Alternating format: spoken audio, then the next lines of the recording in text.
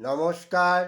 স্বরচিত কবিতা আবৃত্তি কবিতা ফলে কুমুদ চক্রবর্তী। মেরুদণ্ড সোজা রাখায় আসল যোগ্যতা, আজকাল সেরকম লোক নেই বললে চলে, নেই ভব্যতা।